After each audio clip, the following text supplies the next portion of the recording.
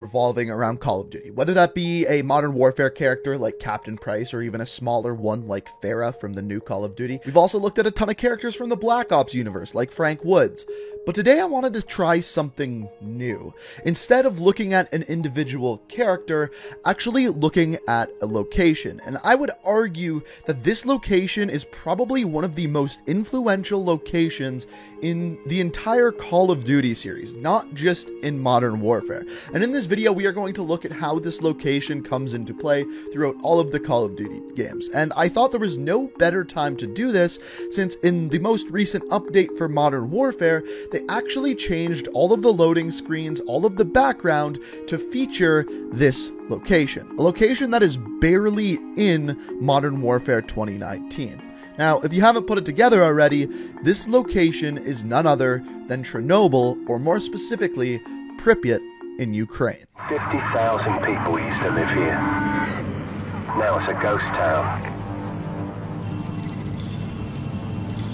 Our so-called leaders prostituted us to the West, destroyed our culture, our economies. Now, I'm not going to go too much into the real-world events behind Chernobyl. If you want to hear more about that, check out the show called Chernobyl on HBO. It's really amazing. Seriously, I highly recommend it. That's beside the point, though. The real-world implications of the Chernobyl disaster was a nuclear accident that took place on Saturday, April 26, 1986, at the number 4 nuclear reactor at the Chernobyl nuclear power plant. Now, the closest city to the Chernobyl power plant was known as Pripyat. And Pripyat is what we are going to be looking at through most of this video. And at the very beginning of Call of Duty 4, when you hear this, 50,000 people used to live here. Now it's a ghost town. It's not kidding. Literally, this city is still to this day a ghost town with a population of 0. A city that used to be bustling with people is now quite literally a ghost town. And after this happened, there was only about 50 deaths that they said were actually caused by acute radiation sickness. But since then, there's been over 4,000 considered caused directly by this, and over 112,000 people who were part of the rescue crew at Chernobyl have died to cancer-related illnesses because of a single Modern Warfare game thus far. And that is what we are going to be looking at today, starting from the very beginning where it is most prevalent, Call of Duty 4.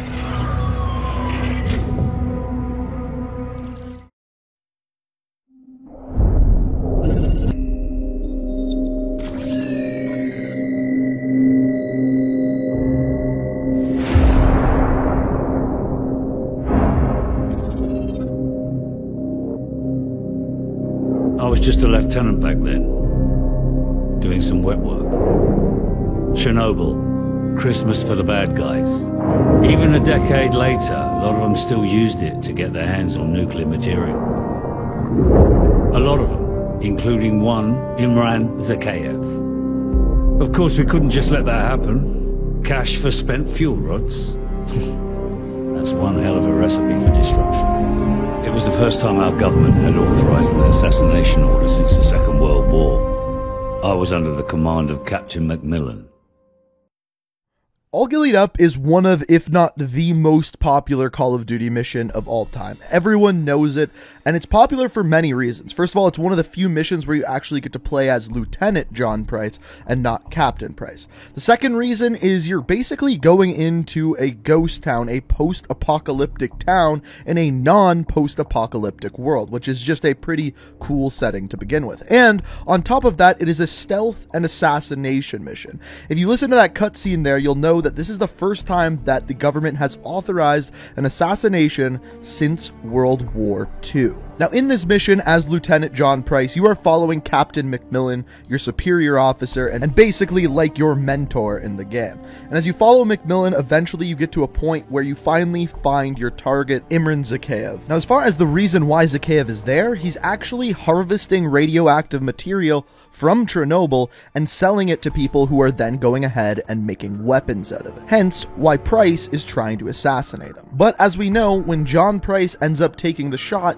he ends ends up just missing Imran Zakhaev, and instead of killing him, simply shooting off his arm. And in this mission, after all gillied up, called One Shot, One Kill, you then take the shot, you miss the shot, and then you try to escape with Captain McMillan.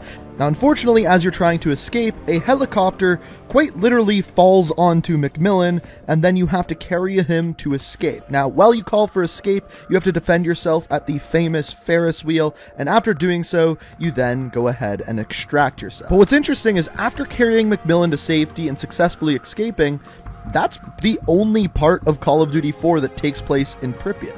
That is it. However, what a lot of people don't know is a lot of the multiplayer actually takes place near or in Pripyat. The first one and the most obvious one is the map Block takes place in Pripyat, right in the city. However, there are many other maps that are around there. First of all, the all-famous Shipment. If you look off into the distance, you can still see the Pripyat buildings and Ferris wheel. On top of that, same thing goes with Vacant, and it is actually assumed that Shipment and Vacant are actually relatively close in proximity. And finally, one that a lot of people don't know is the map Overgrown. You can actually go to the northeastern corner of the map and see a road sign pointing you towards the city of Pripyat. So at the very least, 4 of the multiplayer maps take place near or around Pripyat. But that is all for Call of Duty 4 until we get to the next Modern Warfare.